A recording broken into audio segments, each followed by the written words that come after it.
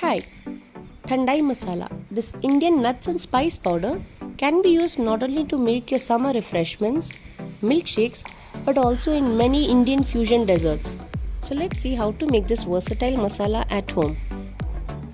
You'll need some black pepper, some almonds, cashews, pistachios, melon or sunflower or pumpkin seeds, some cardamoms, and some fennel seeds and poppy seeds.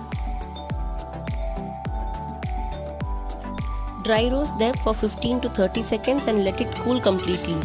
Once it's cooled, transfer to a blender and add some dried rose petals and some sugar and grind it into a coarse powder.